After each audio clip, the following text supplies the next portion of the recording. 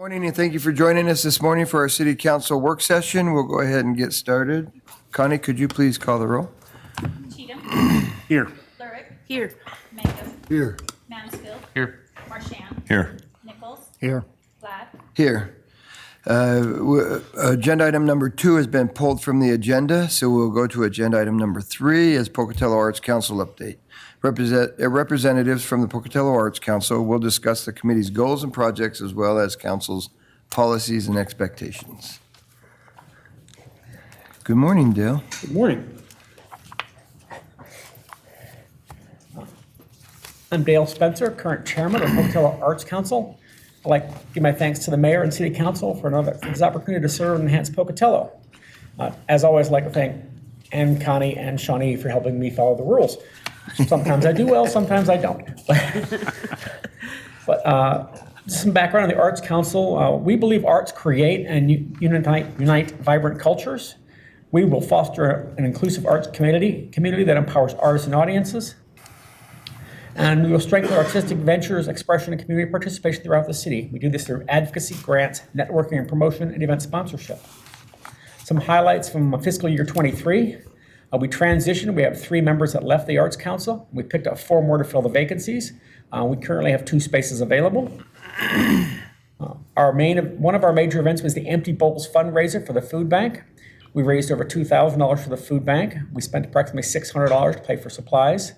We sold our entire inventory of 150 hand-thrown bowls in less than an hour and raised a lot of money to the food bank, a lot of awareness to the food bank. So we're very proud to continue our work with the food bank to raise money.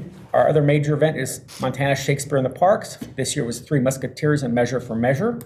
We partnered with ISU Cultural Events, the Portland Medical Center, and Lookout Credit Union. The total attendance at both performances was over 800 people. This year we had food trucks and Chartwells ran a beer garden, so it was a very successful event this year. We look forward to bringing them back in 24. In addition to those 2 major events, we approved grants for 6 smaller projects. We have transitioned from a separate Arts Council webpage to being part of the city's webpage. I'd like to very much thank Public Information Officer Marlise Ersby for her great help with that.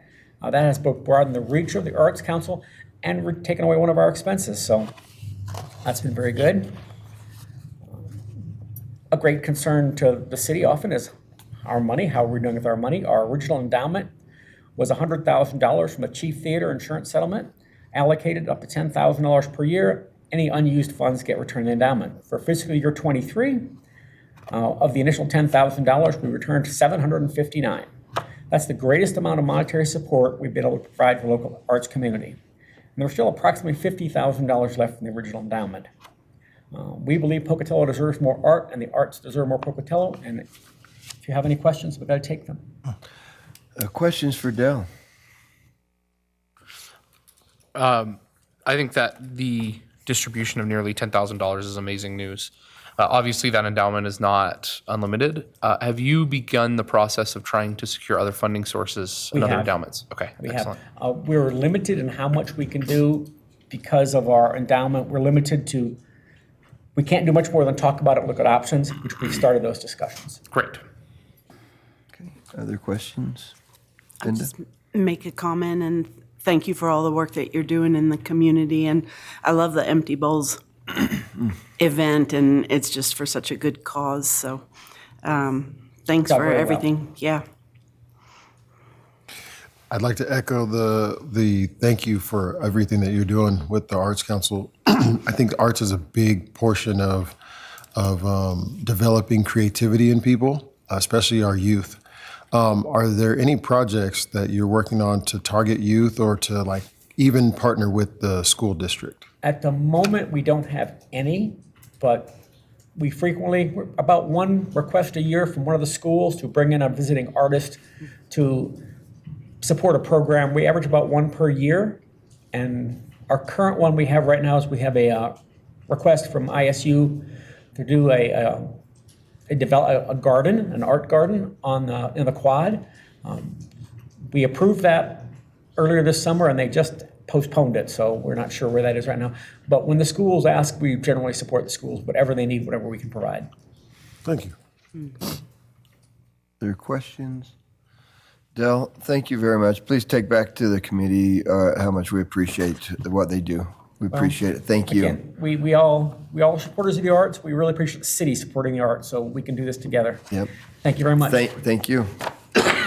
All right, we will move to agenda item 4, Fire Union Quarterly Update. Members of the Pocatello Fire Union will give the council an update of their activities for the past quarter. All right. Good morning, Mayor. Good morning, Council. Jordan Van Every, Local 187 President. So this fall, we've actually started to become a little bit more busy with some of our fundraising. We recently did Fill the Boot, which is where we stand on the street and have our boots and take donations. That fundraiser is for the MDA, so Muscular Dystrophy Association. It is participated in by locals all across the country and in Canada. And we raise, as a combined IAFF, we raise over $12 million a year for the MDA. That money goes towards helping support families of those that are in treatment. It goes to a summer camp event for those typically kids that are affected by muscular dystrophy. I think they send around 500 to 600 kids to a summer camp every year. And that's all made possible by the donations that are collected by the firefighters across the country. And then a small portion of that also goes towards research for ALS and muscular dystrophy. So really, really important fundraiser. In the last couple years, it's really struggled with COVID. You know, we weren't really getting out there. And so this has really been the first year back that we have really hit it hard.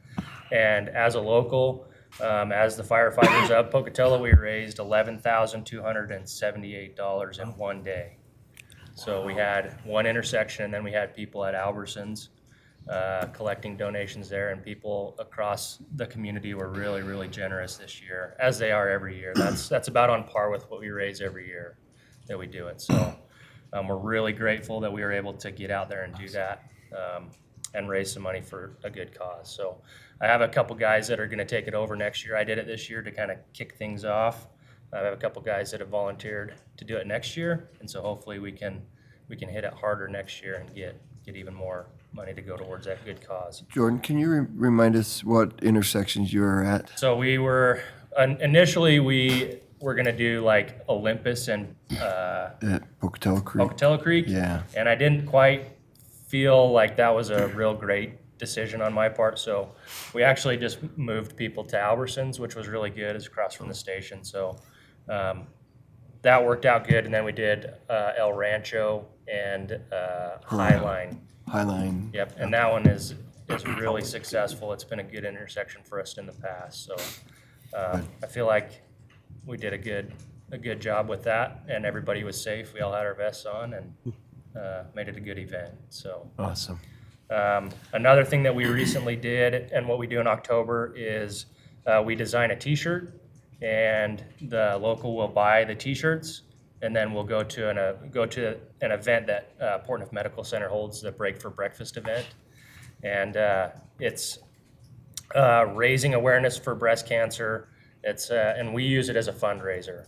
So we'll sell our T-shirts there. They sell out really fast. I think maybe in the future we might look at making a little more T-shirts, because they go super fast. And that fundraiser we raised this year, we haven't sold all of the T-shirts. We still have a couple in the gift shop at Portneuf. We're at right about $4,000, a little bit over $4,000, and that money is going to go to the Portneuf Cancer Center, to their Cancer Patient Assistance Fund. And that's basically a fund that is contributed to by local organizations that they use to go to local people that are seeking cancer treatment. And so that money is used for financial assistance, for income disruption, travel costs associated with their treatments, and then it's typically given to the local people in the community. So we feel like that's a great place for us to raise money, and we enjoy doing that. And so if you see us throughout October, we all wear those T-shirts. They look very similar to the T-shirts we normally wear on duty, but they're just a little bit different. So We've got a cool design on the back this They year. do. It's a cool design. yeah, do you guys have any questions? Council questions? Linda? Thank you also for everything that you're doing. And then I just wanted to make sure, because I wasn't able to come and get it yet, do I still have a T-shirt on hold? You know, Sorry, that's we my sold vice yours. president, I think, is holding on to it. So you Okay. might have to get him. I asked them to sell that. They auctioned it off. and, they actually made more money on it. So thank you for your donation.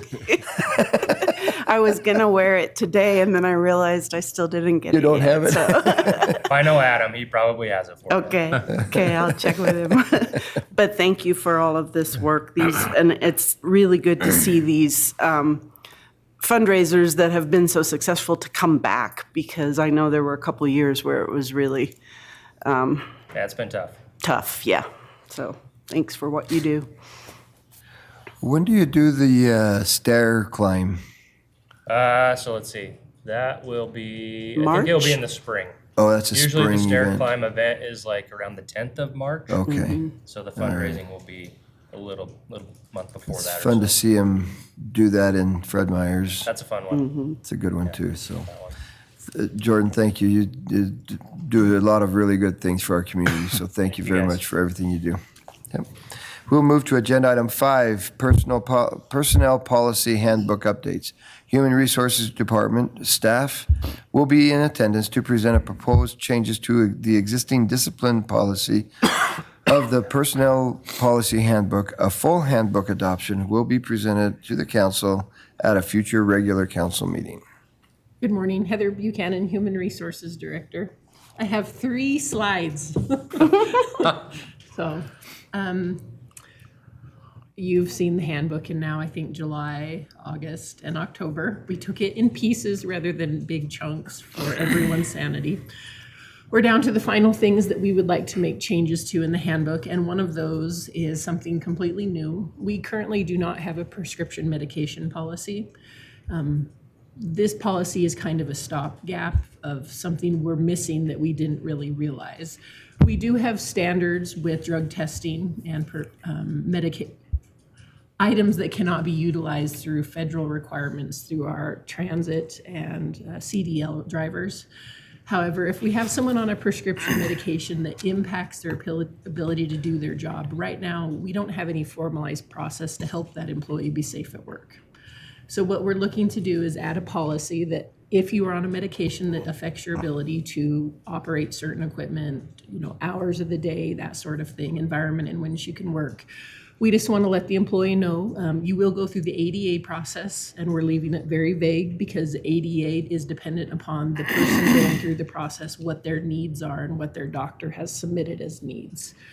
HR and legal would sit in on that and work with the employee and the supervisor to make sure the employee was in a safe work environment, that we were making accommodations based on a medical certification, not something that we're just randomly picking. Jared and I and Andrea worked on this policy, and it looks very short, but it took us a very long time to get to this short, short kind of open-ended pro-employee policy. Question, Corey? Is there a time frame for the employee to disclose? So we would not actually require a disclosure. We're very careful to not violate any HIPAA regulations or request information that is personal unless it has a safety requirement. Sometimes when you're going on and off of medication, there's like a 2-week window. A lot of employees are naturally taking time off in that time because it's usually very hard on their bodies. But if they do come back to work and they would have lingering effects is when we would step in and help with this policy. So the lingering effects that we're seeing, is that just off of what we observe, or is this person coming to us saying like, hey, I can feel the effects, or is it both, or how do we get to that? So I tried to list how we think we could encounter. This would be through an FTA or an FMCSA random drug test for a CDL driver, a new hire test as they start employment, If they popped for reasonable suspicion, if we noticed behaviors that were outside the norm and fit within established criteria, and we did take them down to drug test, or if they were to disclose. We would never ask an employee to disclose simply because it is such a personal situation. If they feel impacted, we're happy to work with them, but most employees are taking time off or not realizing that there's an effect there because it's kind of harder sometimes to see what you're holding on to when you've been carrying it around for a while. Rick, Linda, and then Brent. Was there an incident that prompted drafting this new policy? Under the new discipline policy, there's a new one little liner, well, it's a long one liner because I wrote it, around something that someone can be disciplined for, and it addressed prescription meds. We don't want it to just be a punishment. We want to have a proactive approach to help employees, which is why we're also introducing this policy. Has this policy been run through ICRIM? I don't run the handbook through ICRIM, no. ICRIM would refer it back to our HR department and our legal department. Linda? So I'm interested in implementation. First, I did want to say that I'm pleased to hear you talk about it as a, as a proactive step and not a punitive Definitely not. thing. And I like that you're trying to make it very open-ended and employee-friendly, and that it doesn't come across as punitive. But I'm wondering, in terms of implementation, how are you, how and when is this going to start? And do you foresee resistance to it because it is something new? I mean, people that have been on medication before might see this as a difficult new thing they have to do. So I'd just like you to talk about that a little bit more. See 3 slides, and it's still going to be hard. So I don't think it will be widely used at all. Mm-hmm. Honestly, I think we will see it most of the time when we send someone for a random drug screening, which we have to do. We get a report back that says, there was a problem or they're good. Sometimes we get a report back that says they're legal, but there's this little concern that the doctor lists that we have no ability to do anything about. We want to be able to sit down with the employee and be like, is your work schedule okay? Do you need some time off that we can help accommodate? Is there something we can do in the work environment to make this more safe? Or to remove them for light duty for a period of time based on an ADA certification. The hardest part about all of this is what the federal government has decided to call this process. ADA stands for Americans with Disabilities Act. Many people are resistant to go through an ADA process because of the word disability. It still does have a negative connotation in America. Usually when I talk about it, I leave it right at ADA. I don't expand it beyond that because it is not a negative thing. It is something for job protection and employee health. We've been working really hard with employees on that. As far as implementation, my goal was next week, but it takes a long time to format 120 pages in a red line because it changes all my formatting when I accept it. You'll see it by the second meeting in November, hopefully the first at the latest. We roll it out to employees. It becomes immediate. We ask them to certify, but we do go in and we offer trainings. We offer one-on-one time with employees to discuss changes. We send out summaries. We send out the red line handbook. It's just not very exciting to read. Okay. But you're doing everything you can to work with Yep. employees on helping them to understand Yes. how this will work and how that will help them. Okay, thank you. Brent? Yep.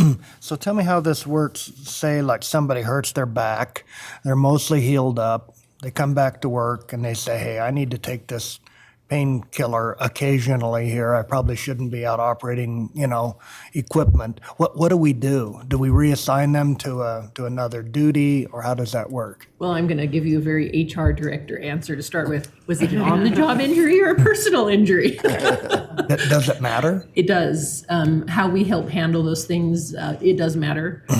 Light duty is guaranteed for an on-the-job injury as long as we can safely accommodate. A personal injury, we do our best to accommodate, but there isn't quite as much flexibility because employees do have personal leave to cover those absences. So if they were off and they were on FMLA, the doctor usually sends a release. And if it had restrictions on it, we would sit down and talk to the employee, can we accommodate those? And if so, what sort of light duty can we grant? Okay, got it. Thank you. Corey? She basically answered my question. My question was around FMLA and how this would kind of couple with it, and you answered it basically. Other questions? Okay. Or two. Number two, I can make that a little bit bigger. So this is our current discipline process. On the packet that's attached, there's just 3 Word documents. It's the same thing. Our current discipline process, I don't actually know how long it's been in place. I can tell you it's been here since every handbook I've ever seen, so it's old. It's time to modernize, and I bring this policy to you after about 5 years of work. This policy's been a long time in the making, and I'm not bringing you the full policy, I'm bringing you the flow chart, so it's a little bit easier to not get bogged down in details and understand the scope of how it works.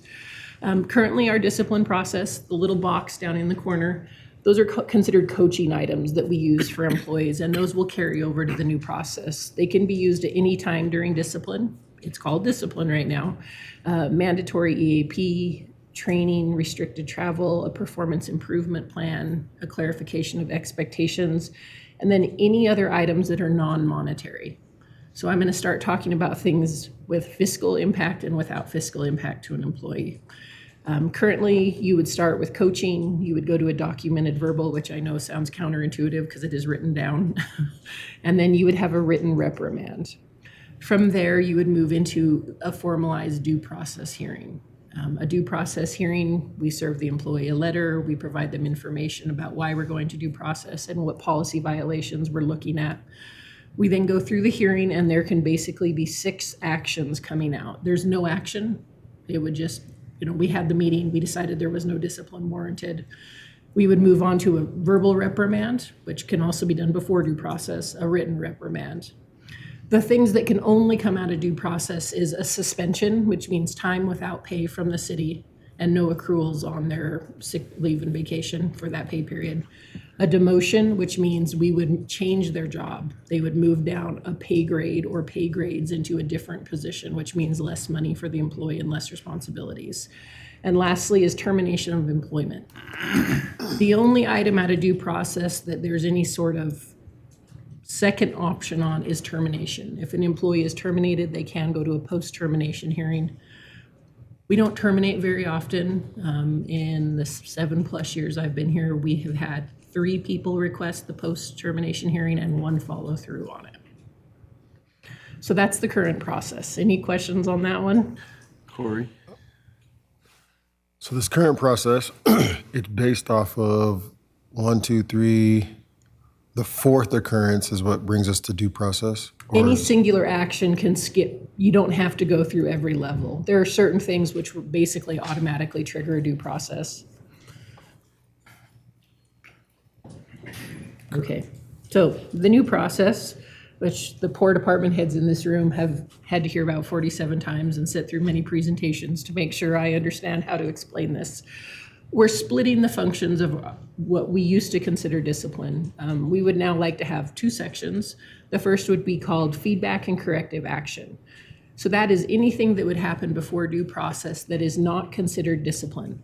It is the city's effort to improve performance of the employee and provide training so that they can improve. Oftentimes when an employee is struggling, they don't need discipline, they need training, they need understanding. Have we given them the tools to be successful? And that's what we're looking at on the left-hand side of the page. So we've renamed a few things. So it's now coaching, and then a documented verbal corrective action and a written corrective action. I know it sounds like simple words, but it's not, especially for any of our employees trying to move into federal jobs, either after retirement or mid-career. Discipline in the federal sector is different. It's formalized, which is what we're moving towards, whereas everything precursor is corrective action. It's not actual discipline. The biggest split now comes when you go to due process. The items in purple above, there's no fiscal impact to the employee, so no action, a verbal reprimand, a written reprimand. Below, in the red, that's hard to read, there's suspension, demotion, and termination of employment. All three of those items will now have an appeal process built in because there is a financial impact to the employee. The only time you can't appeal a termination is if it's for loss of license. If you lose your CDL and your job requires one and you lost it because of our federal standards and the state of Idaho licensing, there is no appeal because we cannot have you do that job without the license. Heather, we got a question from Corey. So let's say someone breaks policy or breaks a rule. They break 4 different rules, right? Okay. Are they in this track based upon each rule that's broken, or is everything congealed into one, and then all of this goes to this corrective action? So if you were to hit a due process hearing, we would list all of the violations that we found, and we would be responding to those as a whole. When we respond to the employee with the letter coming out of due process, we would say, like, we found evidence of, or you admitted to, or this was not confirmed, or this item there is no discipline rendered. So we take it as a whole. So let's say, let's say, for example, there's 4 different things I did, right? And none of them warrant termination or due process, right? Are we holding all of those all as one, or are we going to look at those individually also? It depends on what time. If they all come in together, we would address them as a group. If they come in individually, they kind of build like Legos. So how many occurrences does a person have before they reach that due process? It can be 10, it can be 1. So they can break a rule 10 times. Well, they could break multiple rules. They could, Break 10. if you're tardy to work, I'm not going to give you, a written document on first one. We're going to talk about it. We're going to talk about your schedule, talk about the importance. We're going to follow up. There's no hard and fast rule for a lot of these. It's kind of, as it comes in, we deal with it. We've talked about a discipline matrix, but our system isn't set up for me to track it. The HR system is not robust enough to track it. So right now, we're handling them as they come in. So is the corrective action, verbal and the written, does it remain in the employee file for the life of their employment, or does at some point it kind of falls off? The new policy allows them to ask it to be removed after 3 years. Okay. Okay, Councilman Nichols? How do we get to the red sections there? Out of due process. So you have the due process hearing, the department head, a lawyer, the HR director, we sit down with the employee and we kind of walk through where we sit. The employee can respond, and then the department head makes a determination out of that due process to either go the upper discipline that has no financial impact or to the lower level. They can combine those things. They can have a suspension and a written reprimand. They could have a demotion and a written reprimand. The one little circle, oval, we haven't talked about is the little pink one at the bottom. We have had an instance where we have due processed an employee, and coming out of that due process, we roll into an ADA situation. If we roll into an ADA situation and there is an accommodation made, that due process will come out of their file, because we're handling that through a federal process that we want to protect the employee. So we don't want that to show as discipline. So that is another change which we currently do not have. And then all 3 of the red items have an appeal process connected They to do, them? unless it's loss of license. Got it. Thank you. Okay, Councilmember Mangum? So within this process of due process, is there a process for due process? There is, and it's about 18 pages long, and I didn't want to debate timeframes with you guys, so I didn't bring an exact copy of it. But it's right here. You can hang on to it. So the new discipline process is much more detailed for the employees. It tells them exact timeframes. It tells them who will be in attendance at the meetings. It tells them what information they will be provided. If someone were to go to due process, they'll get a copy of the flow chart, a checklist, and the policy, and I'll make sure they understand all of those elements as they go into that meeting. Councilwoman Lyric, and then Council President Cheatham. I have the sense that this change is also a move towards a more fair and employee-friendly policy. Is that accurate? I mean, it feels like you said, you're changing some of the language, and it's not just language changes, but trying to, I mean, obviously you're dealing with problems here, but trying to make a process that is better and sort of divided up, that it doesn't immediately go into kind of the worst or the most severe steps, that this kind of gives some other options and better ways to handle some less severe infractions or problems. I mean, So it definitely is much more pro-employee friendly. It definitely, in my opinion, what we're doing now is legal. This is better. This gives employees more of a say. It makes things a little bit more impartial. You see an appeal hearing there, and that isn't one person. That's a 3-person panel that will come to a decision. So it's no longer that one person didn't like me. Well, now it's 3 people who've now listened, who were not involved in your discipline, who are making a final decision. That appeal can decrease the discipline or uphold discipline. They cannot increase the level of discipline decided upon by the department head. For employees, I think it gives them a better understanding of how the process works. We're looking forward to correcting behavior, because at the end of the day, they are people, and our goal is to keep them employed and happy and safe. But you also have to protect the other employees in the department and then the public that they work around. I think this balances both needs. It is definitely a better process than what we're doing. If we stay with what we have, it's fine. I'm never thrilled with fine. So years, I've been working on this for years. The mayor's so sick of hearing, okay, we're gonna go over this again, because we don't wanna miss anything. It's a long policy. It looks intimidating when you sit down, but it's just because it gives them detail of how the process works. You never want someone to be confused or not understand the process before them. So we've put a lot of effort into making sure that we've explained it the best way that we can, and we will train everybody on this. I really appreciate your efforts to make it better. Legal and fine is fine, but if we can be better than that, that's a good thing. And I appreciate the split and having these separate categories so that you can have other options in how you deal with things before it goes to some of these worst case scenarios, So thank you. Council President? Will this eventually apply to all employees of the city? No, it'll only apply to employees who are subject to the handbook first. Anyone in collective bargaining has their own processes. Is this similar to what is involved in that collective bargaining process? They're all different based on the needs of the department.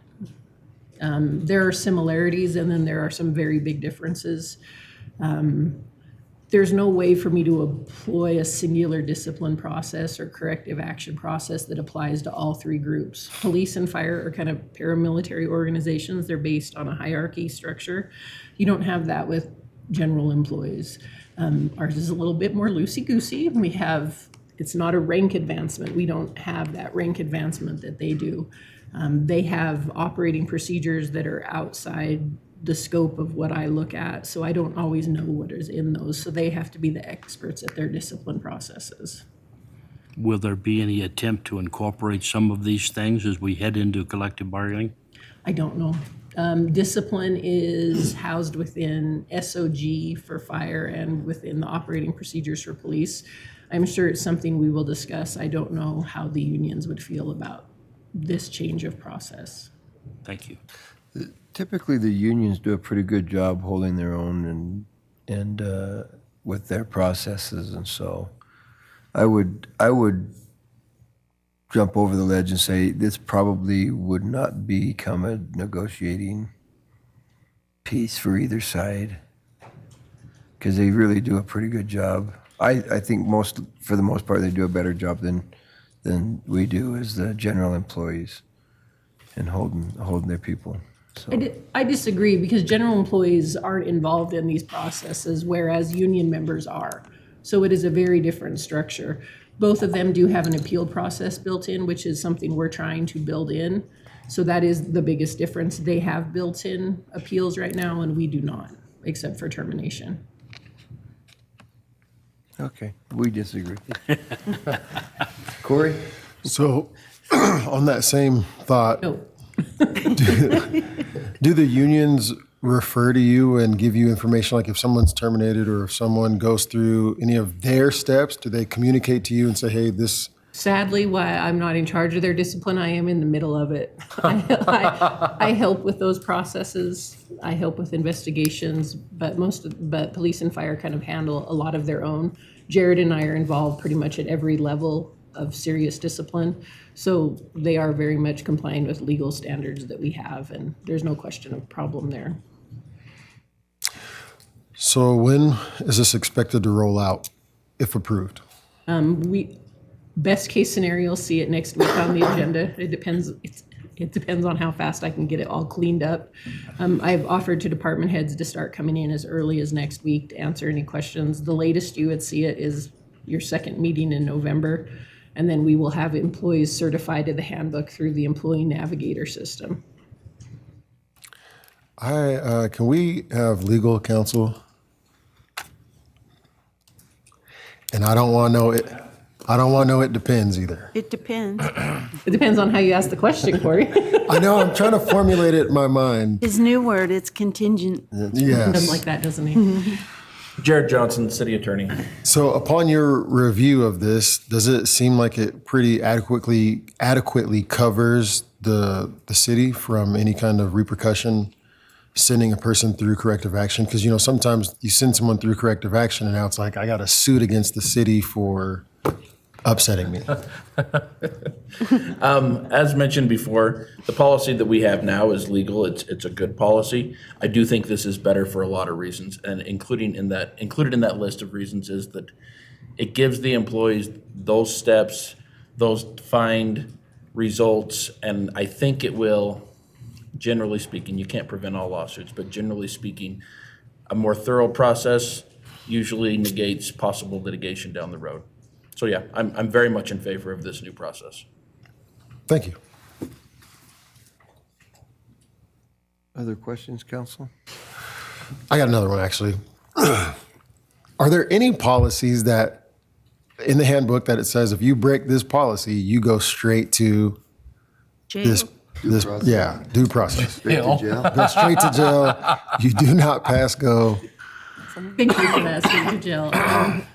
We don't have any defined discipline other than loss of license, which does require a due process. I can tell you there are things that would trigger an immediate recommendation for due process from HR, but it is ultimately the department head's decision whether or not we go to bat. I can be very loud and obnoxious if they're not listening, but like loss of license, you cannot do the job. If an attorney doesn't have a license, they can't represent us. We can't have civil engineers who require a PE, Yes. engineering bridges, and then we have to have CDL drivers that are licensed. It's the same thing for just a standard driver's license. If you have to drive for your job and you can't drive, I have no option but to look at your job. Josh? Heather, how long have you done HR? Since I graduated college in 2005, How long until you quit saying I've seen it all? never. No. HR is about trying to apply a fair and equitable process across a list, like a list that is so long you can't see the bottom of things that could happen. Right? Like that's the point of this process. The point of the handbook. I think it looks excellent. But I mean that's why it's so hard because you can't write out every infraction that could possibly be there. They come up with new stuff. It is just about creating an equitable process to work through that. 3 slides, guys. Other Well- questions? I ask these questions I understand exactly what Josh is talking about. But I ask these questions because you're going to have people who ask these same questions and they're going to want to know. And I'm sure you've thought of all the things that I'm asking, but there's going to be somebody who's going to ask to try to push back on that to see where is the wiggle room, where's the loophole, where can I sneak past this one little item. In managing a couple banks, I've had people who do it all of the time, even customers who come in and try to sneak past policies all the time. And so I'm always looking to see like where can we tighten that up, or and not tighten it up to be restrictive or constrictive, but to be more like A 360. yeah, and kind of protecting ourselves. So, but thank you, because this does look great. Other questions? Seeing none, thank you. I could Three questions, I could come up with a couple. Slides. There are 3 slides, unreal. But that was only 2 things. No, there were 3. What was the third? The first one was the prescription. Right? And then we had. And then the they were 2 discipline, slides the old related and to the- discipline. Yeah. The old slide and the new slide. Yeah, see, we're even arguing whether you had 2 or 3 slides up here. Topics, 3 slides. Okay. We're going to move to agenda item 6, nuisance penalty code modifications, police department. Police department staff will present proposed revisions to municipal code 8.14.110, penalties establishing misdemeanor penalties for code violations. Good morning, Mayor and City Council. I'm Tori Eldridge, and I'm the supervisor for the ordinance department with the police department. And we're proposing changing the penalties for the nuisance. It currently states in the city code that if there's a violation of property, as far as any of the violations in the code for nuisance, that the first violation is an infraction citation.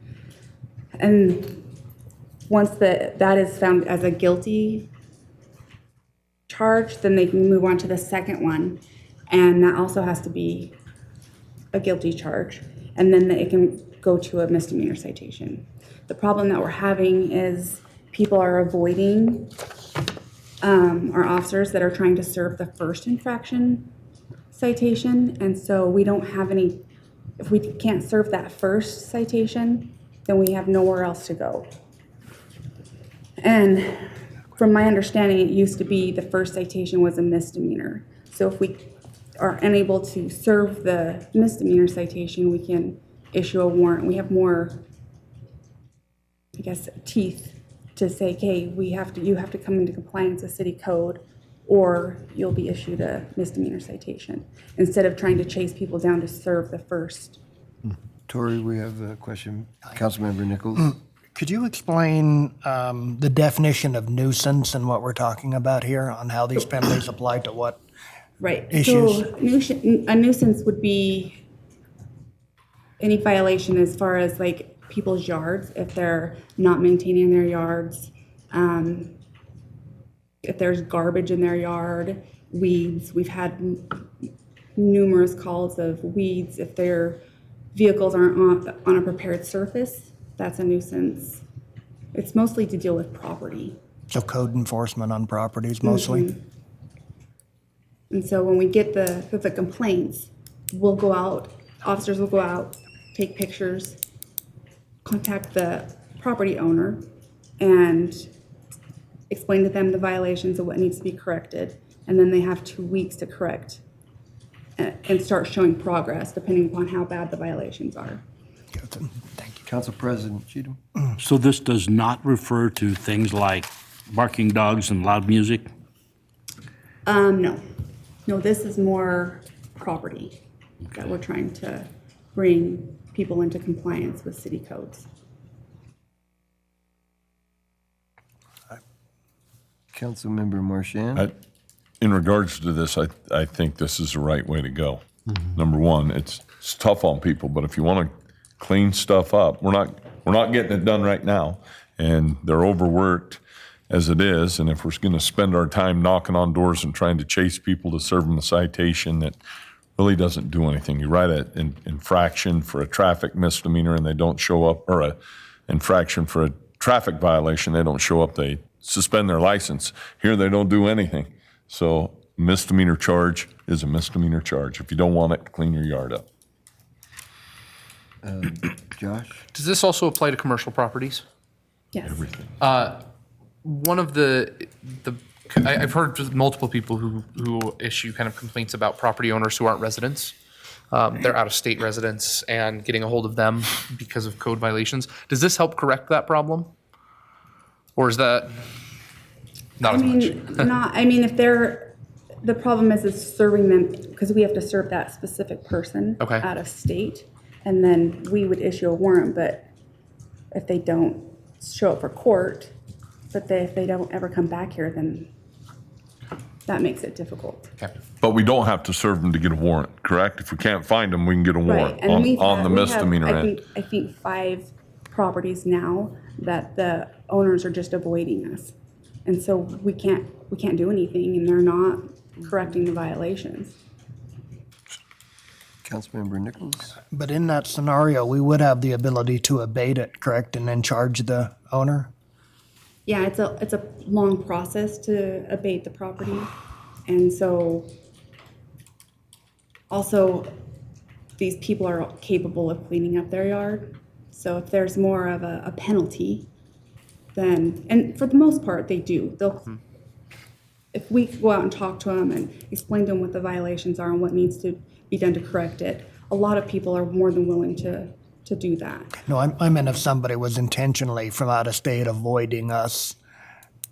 I mean, if it got bad enough, there's an option Yeah, for us we to can, abate yes, it, we right? can abate it. Mhm. Okay, thank you. Okay, Councilwoman Lurick and then Council President Cheatham. And you used the word teeth, and I can appreciate that. We've been going round and round on enforcing these policies, and as Councilmember Marchand said, not getting a lot done because we don't have those teeth. One concern that I have, because that's a good way to deal with the people who, as you said, are able to clean up their yard, they just don't want to, and they're avoiding the officers serving the citations and everything. But one of the things that has always made this issue really complicated are the people in the community that maybe are not able to, that are dealing, let's say, with mental illness, that maybe they are a hoarder or, and have other problems that just giving them citation after citation isn't going to change the situation at all. Is there any room in the policy, like how do we deal with those situations where just having stiffer penalties doesn't do anything? And I think we're trying to come up with our school resource officers to see if we can come up with like a community project for elderly people that can't physically go out and clean their yard, and make a day where we go out and help them clean their yard up. Those kind of, like, give them options if they physically can't clean their yard and bring their property into the city codes. And can we, or do we bring in maybe social service experts or agents, like when you're dealing with maybe a mental health or a substance abuse issue that is complicating the situation? Do you bring in other resources? We had a situation this summer of a lady in her house that she was having difficulties, and adult services was contacted and they went out to assist her. Okay. Thank you. Council President and then Councilmember Nichols. Can you describe the timeline of how all this works currently? So what will happen is we'll get the complaint, an ordinance officer will go out and kind of assess the property, and How soon? well, that's also another problem. As soon as they can. We have been inundated with animal calls. So when they get a chance to go out there, they'll take pictures, contact the property owner. If they can't, they send them a letter. And then they have 2 weeks to show progress. And then they follow up in 2 weeks. And if there is progress, they take pictures, keep communication open with them. But if they don't, then that's when they can be served a it would be a misdemeanor is what we're wanting to change it to, but it would be the infraction citation is what this code states now.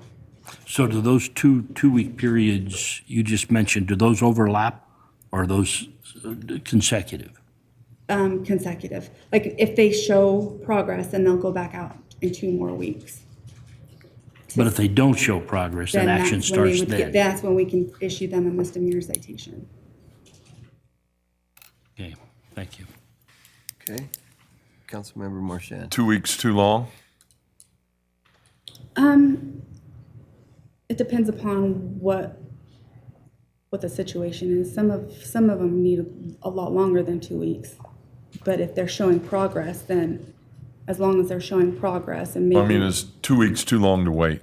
I mean, once we make contact with somebody, do you think that's reasonable? Do you think 7 days would be reasonable? I think 2 weeks is reasonable. And I guess the other part of that is if they're struggling right now to get there, right? Because of animal calls, and I don't know what that is. That's all new to me. Yeah. Do we need to change something? Because to be quite honest with you, code enforcement to me is big, and we don't do a very good job at it. We don't. I mean, if you drive through the city, we don't. And if we don't have the time to do it, that's an issue, right? But this is something new, right? We've reorganized to get to where we are right now and thought it was going to be great. And I don't know if it is great. And I'm not trying to change the subject. I'm just trying to say, how do we fix the code enforcement portion of that? If we're chasing animals all the time, do we need to split those guys up? Do we need to do those things? How do we help you? How do we make it better? We need to add more people. We need more help. So we were down 2 officers. Well, 1 officer was injured, so he kind of was out. But we get a monthly report showing how many police officers have responded to calls and responsible. And ordinance officers were double what police officers were taking in a month. So an example, one of the officers had 50 calls and was responsible for 45. And the ordinance were responding to over 100 calls and responsible for 98. So they're trying to keep up with the animal problems, which is priority right now, because if there's an aggressive dog, that's where they have to go. And then when they have the time to go out and follow up on code enforcement, and then they can't get a hold of the property owner and they're avoiding them with their first citation, it's just kind of like they're spinning their wheels, not getting anywhere. Councilmember Nichols. So how big of a problem is it with people that have a code enforcement issue that, have a physical or a mental disability and they're just not able to do it? Not people that just won't do it, but people that have a real problem. Is that a big problem or a small problem or? It's a small problem. We definitely have issues like that, but it's not. For the majority, they are physically capable of cleaning up their yard. They just choose not to. That's just how they live. Okay, got it. Thank you. Other questions? Okay, thank you. How many citations are we issuing approximately in a month? I mean, that's probably a huge number. Well, for the most part, people do comply. They work with us. I would say probably 3, 4 per officer, I guess. So maybe 10. So with this new policy, once we give you the citation, it's just a misdemeanor, right? It's just straight there. The first one, it would be a misdemeanor, and then if they have to go in front of a judge, and then that they can, and then if they don't show up, then we can issue a warrant for their arrest. Okay. So we have 4 people right now that are just avoiding. The officers have tried to contact them to serve them their first citation, and they know that if they are not served, then. So we just, so in this new one, we can just issue it, throw it in the mail, and whether you No, get they it. still have to be served. Okay. You still have to serve them, but if they're avoiding us and won't let us serve them, then we can issue a warrant for their arrest. Okay. It still just doesn't really jive with me. If someone's car is parked funky, we can just throw a ticket on the car. Do we have to serve them the citation and say, hey, you parked your car wrong? Or do we just give them a parking ticket and it just sits on the car? We can give them a parking ticket. So why can't we do the same thing in this situation where it's like, hey, here's a citation? Because we can't find them to serve the citation. They know, we've talked to them and said, we have a citation that we need to serve on you. And we've even had officers go out and try and serve them, and they won't answer the door, they don't. Correct. So I have your home address. Here's a citation. It's in the mail, right? You have 7 days, 10 days, or whatever to contact us, or it's a misdemeanor. And a warrant will be issued. That way, it kind of gets rid of this whole me having to chase you down, because now we're wasting time and money trying to track somebody down. But you have to actually physically serve them the citation. You can't put it in the Okay, mail. that makes sense. Councilmember Marchand and then Council President Cheatham. All we're trying to do is we can make it easier on them. Yeah. So the option now becomes, I knock on your door, I have a citation for you. I can't find you. I turn it in, they issue a warrant. Yeah. You get stopped for running a stop sign, that officer checks, you have a warrant, you go to jail. It's Yeah. not worth going to jail on a misdemeanor ticket. If we do stay with the infraction, there's nothing there. If Right. you can avoid me forever, if I can't catch you, they don't have to sign it to just give it to you, to physically give it to you. It becomes a big game, and we don't have manpower hours. We're wasting our manpower hours trying to hand them a piece of paper where we can go, hey, we tried, right? They're going to have to try. It's not immediately going to be a warrant. It'll be documented. I tried this day and this day, or this day. I can't find them. Here's a warrant. It's just better business, I think. Okay, Council President Cheatham. So we can't nail this to their door like an eviction notice. No. How do you plan to make violators aware of this change? So we can send out newsletters with their water bill. We're gonna put it on the Pocatello Police Facebook to kind of notify them, and then communicating with people as far as, especially the ones that we're already dealing with now that have citations that we can't serve on them. Say, okay, if we have a misdemeanor citation, and if you're not at your home for us to serve this, or come down to the police department so you can receive your citation, it's a misdemeanor, and a warrant will be issued for your arrest. When do you plan to start doing this? When is this change going to take effect? As soon as it goes into effect with the city code. It needs Need to to be come in printed, front of the city published? council. And then published? Yes. It does have to. So we're, what, a month out? Depends on what meeting it comes before you, I'm not sure. It depends. Well, it won't be, it depends. No, it won't be on this next week's meeting, and sort of be the earliest it would be the first meeting in November. So then after it comes before us and we approve it, then it goes to publication for 2 weeks? The next week. The next week? And then it's in effect? So, yeah, especially about a next summer, when we, at the beginning of summer, when we go out and start addressing these people and say, this is the process. We'll come back in 2 weeks if we don't see progress. Then a misdemeanor citation can be issued. How do we notify those non-resident owners of this change? Can we mail them a letter? Yeah, we can mail them a letter, and we do mail letters out for their first notification, as well as trying to contact them. And that will explain, Yeah. in that letter, when they get the letter, it will say, if you don't take care of this in 2 weeks, we're here with the misdemeanor citation. But if they don't live here, what value is that misdemeanor citation? it rolls into a warrant, and then wherever they are, if the police Gonna department. extradite?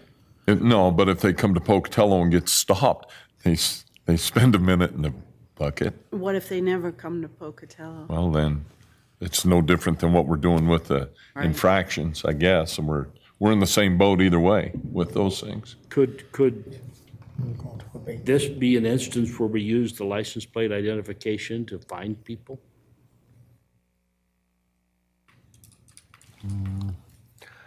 Well, we would be able to find people with that. It's a matter of catching up to them when that's the case. But we probably won't spend time looking for an out-of-stater to come in to issue a misdemeanor to. Because I agree with Scott, this is a problem. And in some neighborhoods that surprised me, very frankly. And I think we need to encourage the public to report these things. I mean, we don't have officers going around looking for trouble. They find enough in the normal course of duty. But if you've got a neighbor or somebody on your drive back and forth to work who's obviously got a problem with their yard or a violation of one of these code ordinance issues, turn it in, use the app, let Don't people most know. people do that now? Yeah, we get people that report it all the time. But when I talk to people about it, it's amazing how often I run into people who don't know that avenue exists. Mm-hmm. I don't know how you get the word out more than we already have, though. I think we need to rely on media to help us. I mean, do a TV interview. Go talk to Paul Anderson in the morning on KZBQ instead of talking about your fishing hole, which I haven't heard for a while. We haven't filled the underpass up lately, so. Yeah. I think the problem is, I'm all for this, but I also think we need to figure out the manpower part of it. So on your end, now large part of that it, yes. you're in charge, I think for the council, and I'm only speaking for myself because I understand a little bit of it, but I think you need to really start keeping track of numbers, right? So that they can see, here's where we're at. Because you saying, we're spending our time on animal calls. I'm going, how long does an animal call take? Does it take 5 minutes or does it take 2 hours? It depends on what the call is, right? So, but I think that benefits you, benefits the department, and helps the council be able to look at it next year at budget time and go, yeah, we need to do something different. How do we fix that? And I guess that's really up to you to bring to the council and say, this is what we would like to do and this is why. Here's our numbers. But this is a good first step, and I think that we're talking and spending a lot of time talking about people that are living outside of the community where we've got plenty inside the community that will actually help quite a bit, and then we'll have to deal with the outside the community livers, in time, but I think this is a good first step. I agree. Councilwoman Lyric? I agree, this is a good first step, and I think, you've faced a lot of frustrations and difficulties in trying to enforce codes, and this change will hopefully make it better. We don't know that it will, fix everything, but I think it's a good first step, and then try this and see how much better it makes it, or see where it isn't working, and then figure out what's the next step after that. So I think it'll be, let's move forward with this and see how much this helps your officers, and then we go from there. I don't know that we can come up with the perfect solution to every situation right up front, but this is moving in the right direction. Sure. Council President Cheatham? Just a question. We have a number of property management companies who handle a lot of these non-resident properties. Are they subject to this same kind of action? Yes. So they could be responsible for maintaining that? Yes. Good. Oh, Councilwoman Lyric? I was just thinking related to that, realtors, when a property is for sale and it's just overrun with weeds and, and not taken care of, It would still be the property owner's responsibility. it's the owner's responsibility. Okay. So after we've issued the citation, there's a warrant, they're still trying to run from us. Is there a process where we can assess fines? So that's what the infraction is the fines, and then they just don't pay it. But if they have the warrant, officers can go out and try and serve the warrant. So like in this new process, got a misdemeanor, could it be a misdemeanor and fines? Or can it just be the misdemeanor, It would be that's the it? misdemeanor, and then they would go in front of the judge, and the judge would issue the fines then. Is there a way where we could include a fine in here for those out-of-state people or in town, whichever, just to give it, like you said, more teeth? Because people don't like to give up money. I don't think so. I think you've got the due process that you have to follow, and that's where the fines get levied, and that's why it's got to go in front of a judge if nothing else. We can't say, well, we've got this fine, but we can't get you, so we're going to add another fine to it because we can't find you. We're going to add another fine. That's where the due process comes in. You get tired of going to court after a while, they'll do something. Yeah. And a judge, quite frankly, gets tired of them coming in front of them for the same thing as well. And we've had to eventually, a couple of times, get to the point with a judge that he says, I'm tired of seeing you, and gives the city the authority and the ability to go in and abate that property. And but that's usually a very, very long process. But we've reached that a couple times. But this is a good first step, and then, let's see, Council President Cheatham. Could you outline the typical range of punishment for violation of a misdemeanor? Can I outline it? Or Val, or our attorney, or? Val Wadsworth, the Lieutenant Support Services. Fines are generally up to $300 on most misdemeanors. No more than 1,000, and no more than a year in jail. It's the penalties that the courts are limited to set out. Would there be any cause to put a minimum penalty with this action? Could. They would have to go through the legal Can we do that? Can we do that? Been right on the edge of my seat for a while. Yeah. Because it I depends. don't know that No, not in this case. I say, I don't think this is No, this is very statute. straightforward. You might be able to affect that, but. Again, Jared Johnson, City Attorney. No, with a misdemeanor, you have a maximum penalty. Some misdemeanors have a minimum penalty built into them in the state code, but not in city ordinance. Our city ordinances are pretty specific that a misdemeanor becomes a misdemeanor under a different section, which means it's up to $1,000 and up to 6 months in jail, or it's rarely jail, but that's what it is. And then the prosecutor and the judge really have a lot of discretion on how that plays out in the long run. But that's what I'm talking about, taking away is the discretion. Minimum mandatory, can we do that on a misdemeanor? It would be the only misdemeanor I'm aware of on our books that has a mandatory minimum fine associated with it. And I'm not in favor of that because it creates an inconsistency in our own code, and it takes away the judge's discretions, and the judges don't like that. They like to be able to use their own discretion. And they've said multiple times on code enforcement violations, and we agree that the ultimate goal is compliance, not punitive punishment. So I don't think that a mandatory minimum would be a great idea. Can you do it? Yeah, we could build that in, that if they're cited and convicted of or plead guilty to a misdemeanor, it'll be at least this amount of a fine, but up to $1,000 and 6 months in jail. But again, I think that would be a really slippery slope with our other misdemeanors.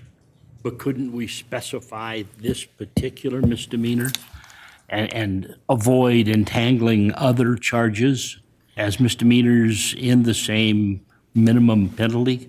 If you're gonna do that, I would suggest just keeping it an infraction with a set fine amount, which takes you back to the problems that you've been discussing.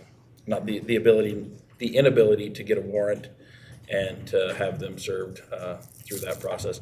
I really don't think that the warrant process is gonna be used a lot, but it's a tool we have, and it's a stick that we can actually threaten, versus with an infraction, we don't have that ability at all.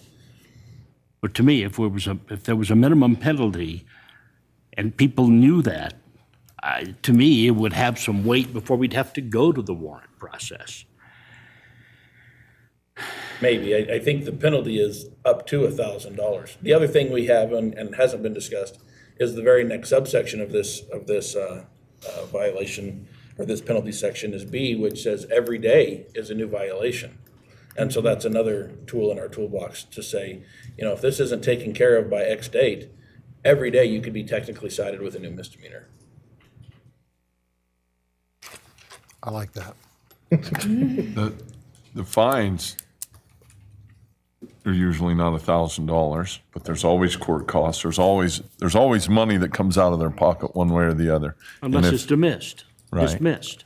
Right. Well, if they dismiss it, then that becomes an issue. But I guess at that point, we turn around and we write another ticket if it's not. And I guess if they clean the whole thing up and the judge came in with pictures and said, I got it done, for some reason it's done, right? And he goes, I dismiss it, I get it. So when they don't do anything at all and they go in front of the judge, that's when we got to get the judges to help us. I agree with what you're saying. I like the minimum mandatory thing, but I also understand what he's saying there. If we do that, we're starting another battle inside the court system, Yeah. I think. And I really feel like we've kind of gotten to a point where the judges are more on our side when it comes to code enforcement. It hasn't always been their priority. And that trend has kind of changed in the last, 5-10 years, I think. Well, probably less than that. But they're on our side. They want compliance. They want people to be held accountable if they don't comply. And we've had some pretty good success on some of these cases over the last few years. So if we were to impose a mandatory minimum, I'd worry that we'd lose that cooperation just a little bit. And this is at the magistrate court level. It would be, yes, at the magistrate court level. Councilmember Nichols? So are the judges in a position to say, like, I'm going to fine you $1,000, but if you clean this up in 2 weeks, then I'm going to waive it? And if so, does that ever happen? They do sometimes a term and condition of probation, like they will put them on a records check or supervised probation, and then, or a withheld judgment. There's a lot of tools that judges have to get compliance even after a conviction. More often than not, though, what happens is it gets set out and they do a conditional dismissal, meaning I'll dismiss it now, or we'll set it out and we'll dismiss it later if you come into compliance. And that's usually the game we play in the court system. And I say the game because sometimes it's used as a game and it takes a long time to get there. But other times it's pretty quick and effective. The judges don't like having these cases on their dockets for months and months at a time. And so they're usually as interested as we are in them getting it cleaned up. Great, thank you. Councilwoman Lurie? I was going to say, as a follow-up to that, there are those people who drag it out for months and months by coming into compliance, just enough, and then it gets dismissed, and then they immediately go back to being out of compliance, and then they go through that process again, and it just goes on and on and on. Do we see a lot of that, or is that fairly rare? I can't think of any specifically repeat offenders as you described personally. Can you guys? No, okay. Okay, good. I like that second section that you had mentioned, Jared, where it's a daily, you're racking them up, I like that idea. But do we use that? We've never issued 30 citations for a month's worth of non-compliance, but we've issued subsequent citations for sure, yeah. So the new proposed plus that piece, I think would work really well together. And so every time that they get this new infraction, it's another fine, Misdemeanor. correct? Or is it, it's just another misdemeanor, or is it another Well, if fine, or? If you adopt these changes, they would each be misdemeanors, yeah. Okay. I like that. Other questions? Okay, thank you. No slides, and look how long that was. Okay, we'll move to agenda item number 7 is American Rescue Plan Act ARPA project update. City staff members will present updated cost estimates and status of the ARPA projects as identified by the City Council at the June 8, 2023 work session. Oh, good, a handout. Yeah. But this is nice and.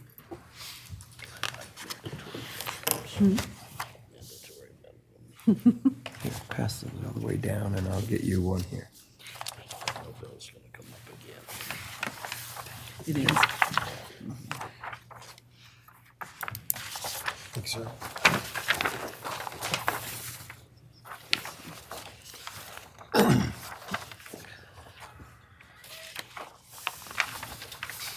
Do you need one, Connie?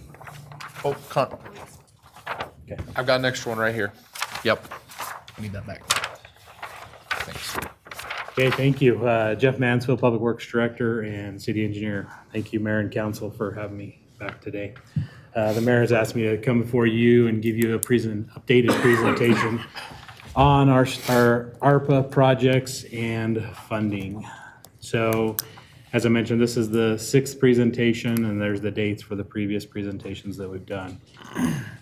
They continue to keep the 4 eligible categories, which include public sector revenue, public health and economic response, premium pay for essential workers, water, sewer, and broadband infrastructure.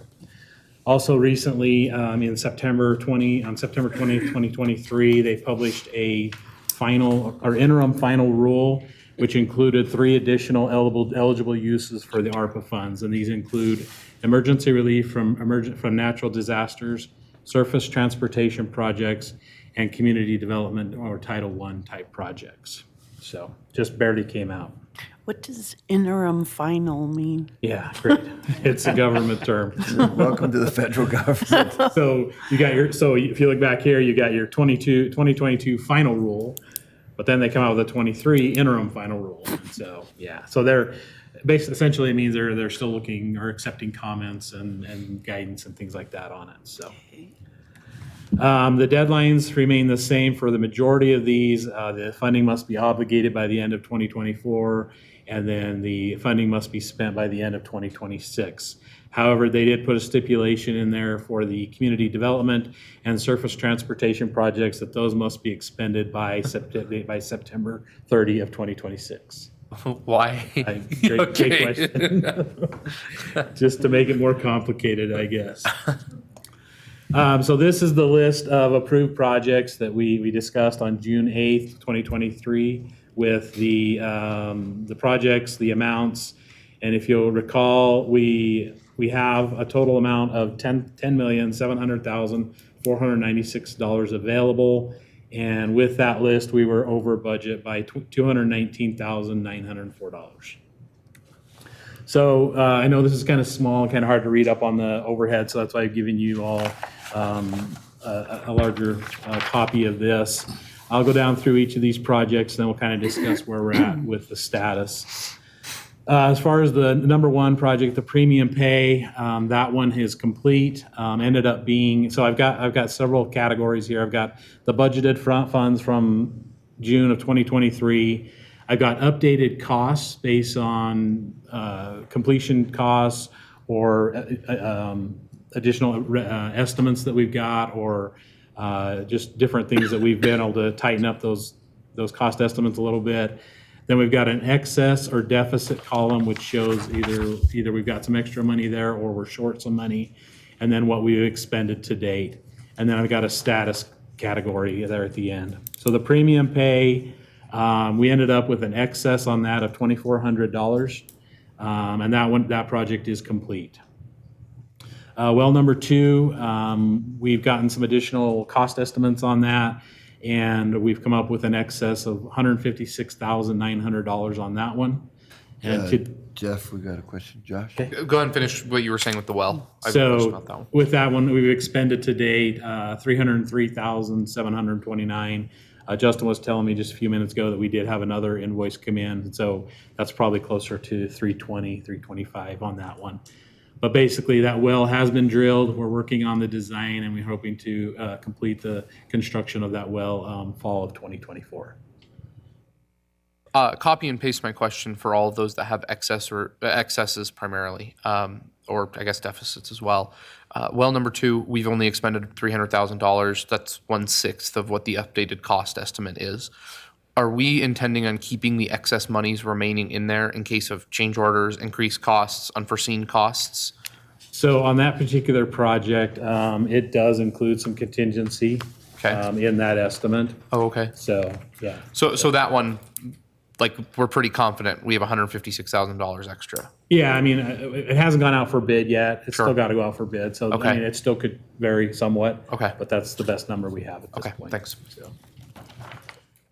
Fire alert system. So this was an item that came to council here a few weeks ago.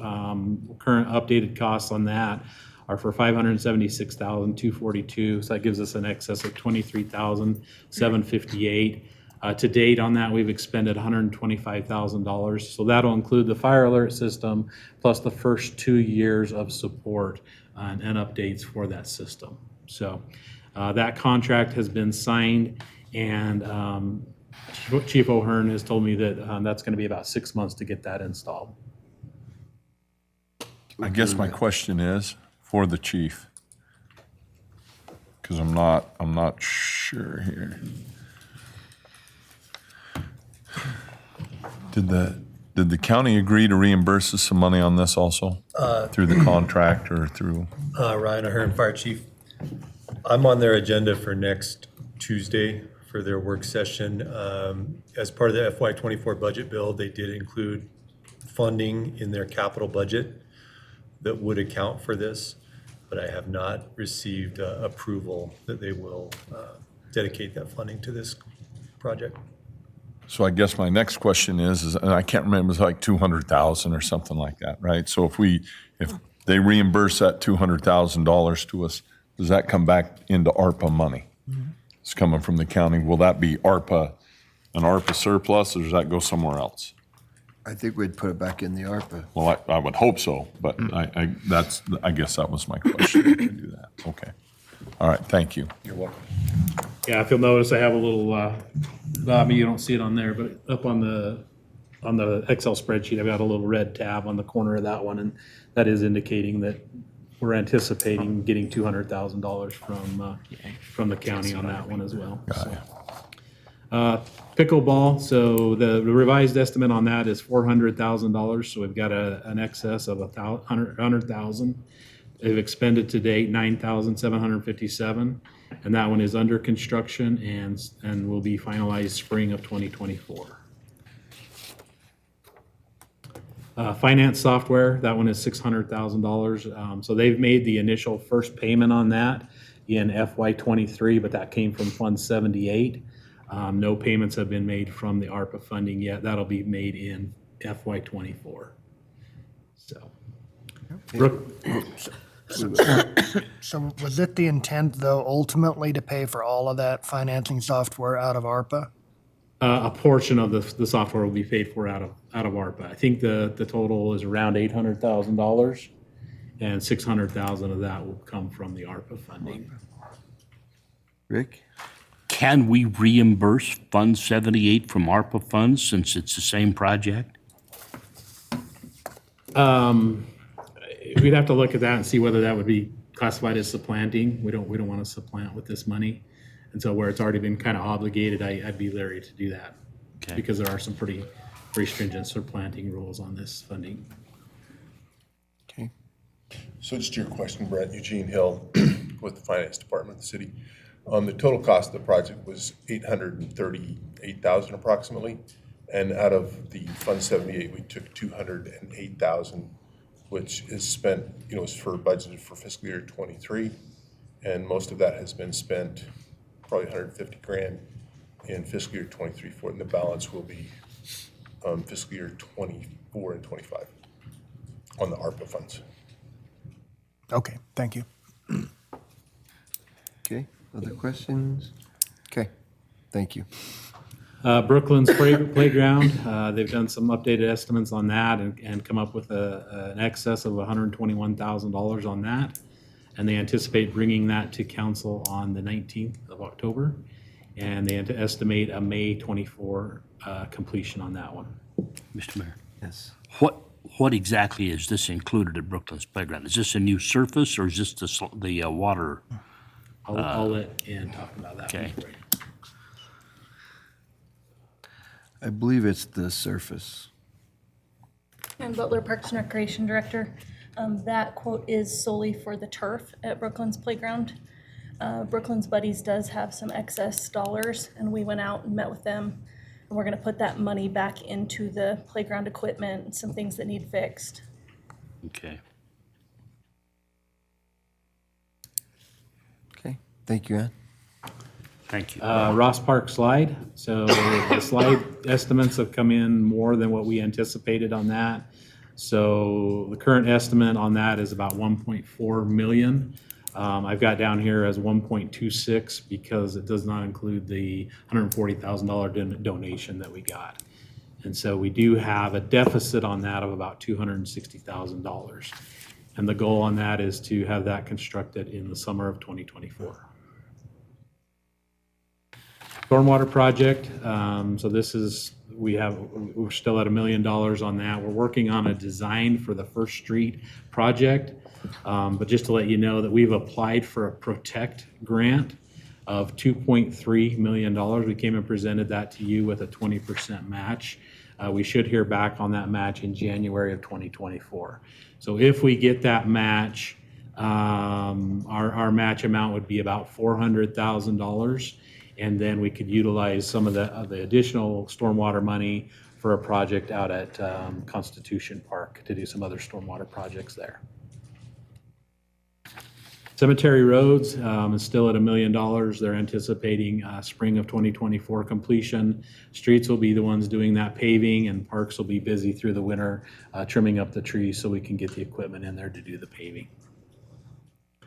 South Fifth Sewer, we're working on some annexations. I know Merrill brought that to you a month or so ago, and we're working on some annexations down there south of town. And as we work on those annexations, we'll identify areas that are going to be the most beneficial for us to implement sewer in that area.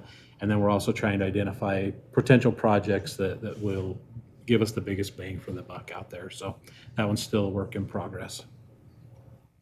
Zoo potable water is still at $100,000, and I know Ann and Peter are working with contractors to get a quote on getting some work done out there on the water line at the zoo.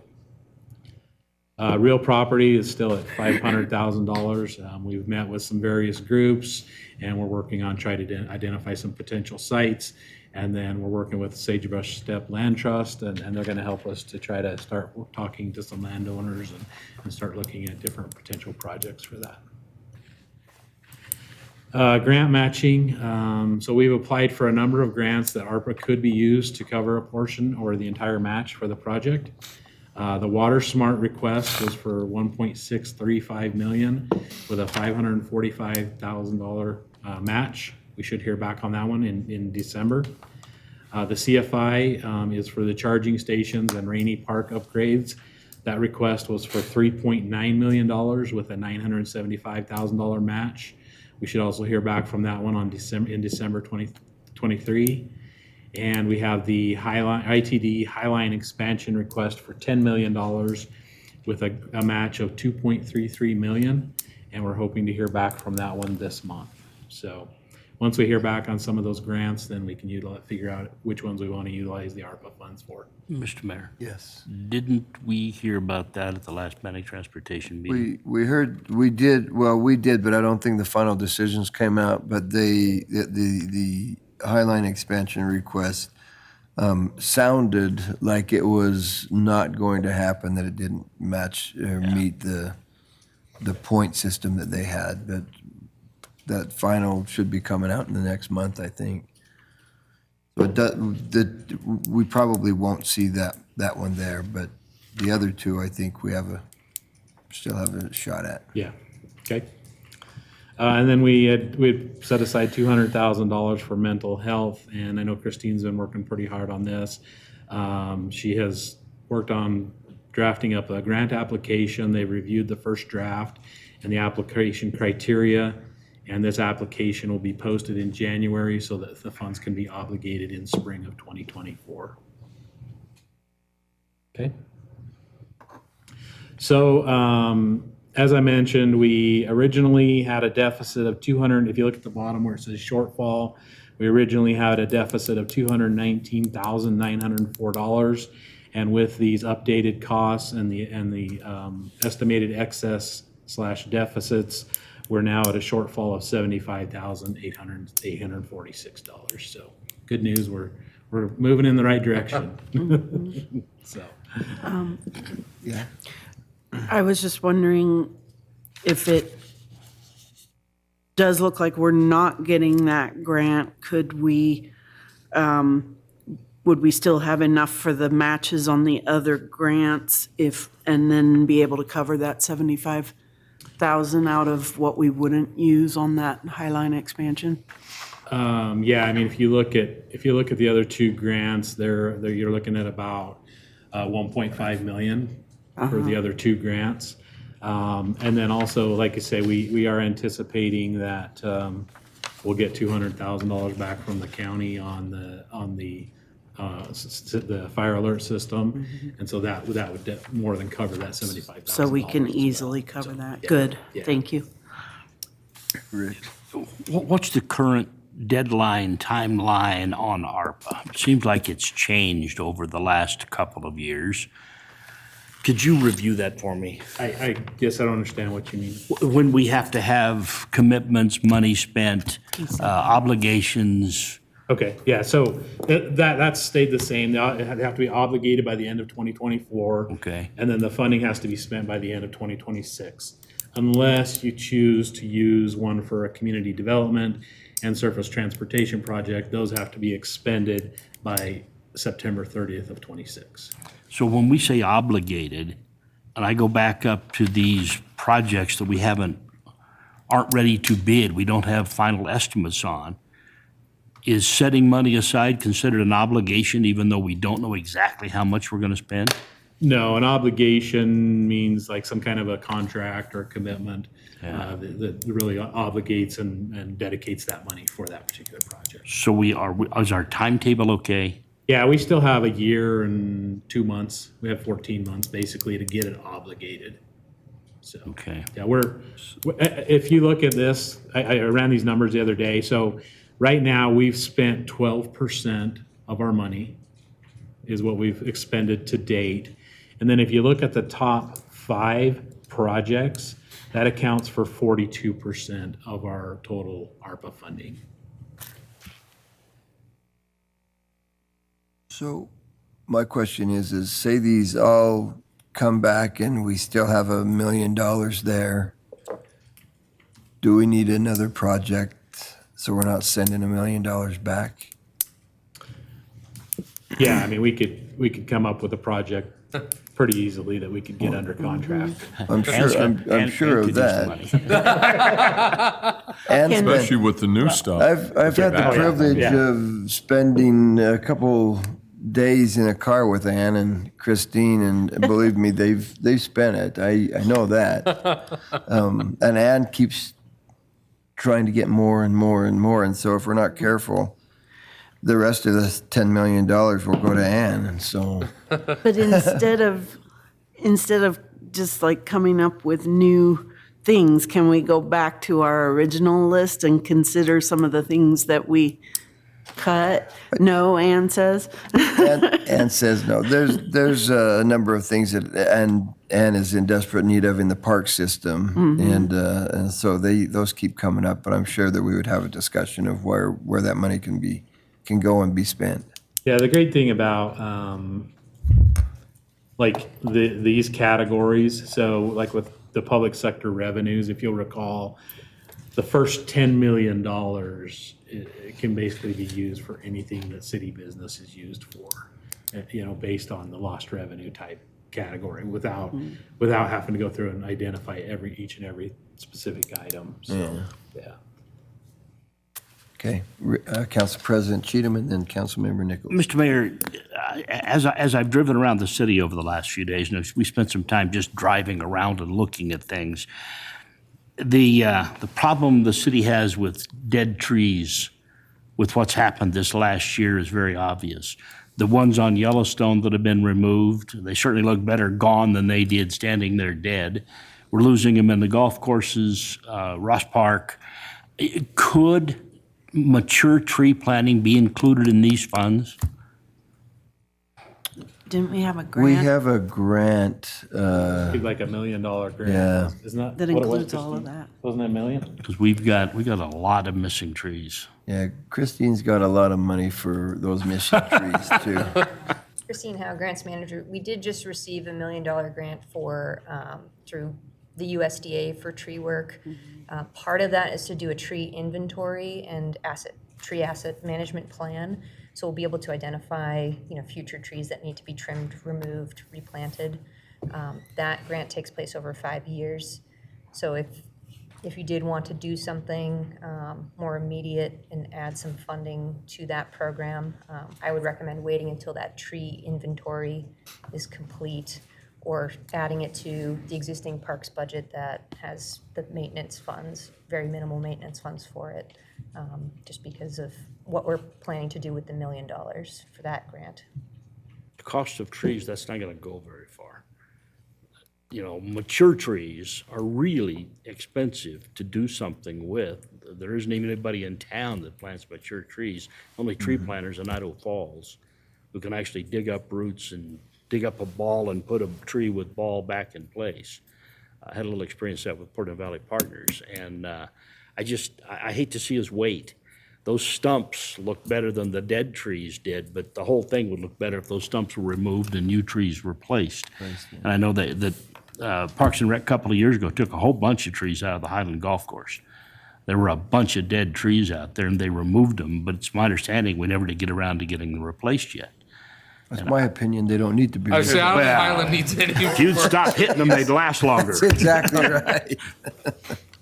But No, you're right, but I think that we've got that grant that Christine has worked on, that will help. And then, yeah, we probably have the ability to do that in the last topic that Jeff just mentioned. I just think there's some obvious needs, some obvious places that we don't need to spend time studying where we need a tree. We just need to get the hole dug and put a The tree in in it, yeah. Well, we can do that too, maybe. And I should clarify that grant covers the majority of the city, but it does not include the golf courses. Well, that's on purpose because a wide open golf course is okay. Did you request that, Mayor? Send that in. We'll even exclude our golf course We're from this excluding the grant. golf courses on this one. Brent? You know the best time to plant a tree, don't you? 50 years ago. 20 years ago. You know the second best time? Now. Today. So looking forward to the possibility we could have some excess funds here, did you say that the regulations have changed to allow community development activities? And if so, could you explain to me what those type of activities might be? So, yeah, Christine and I actually had a conversation about this yesterday. So this is a fairly new ruling, and I haven't had a lot of chance to dig into it yet. I did print it off yesterday and tried to read part of it. But basically what it comes back down to is the CDBG type projects, Title I. And Christine can probably give you a little more information on that. Yeah, the reference to Title I, there's Title I of the Community and Housing Act, which is what has created the CDBG program. The use of the ARPA funds for that would require you to follow all of those CDBG regulations, which includes, the Davis-Bacon Wage Act, Section 3, environmental reviews, everything that comes with CDBG. So it wouldn't allow for the ease of expending the funds and would be a regulatory heavy process. So I would recommend we continue to use our entitlement funds for those types of projects and look at other types of projects that can be more easily facilitated with ARPA funding. And it has low to moderate income requirements. too? Yes, it would have all of the, what they call the national objective requirements for the same, it's basically just enhancing CDBG funding. We're looking at other grants that HUD provides to address those types of concerns where we're lacking in the entitlement funds. So I wouldn't suggest using the ARPA with the obligation and expenditure deadlines. Got it, thank you. Okay. Any other questions, council? So as I understand it, Jeff, we're moving forward with these, and the council will see these contracts and these things coming up in upcoming agendas. Correct. Okay. Yep. Super. Okay. Thank you very much. Thank you. Thank you. All right, then, with that, thank you very much, council. Thank you for the public for being here, and with that, we are adjourned.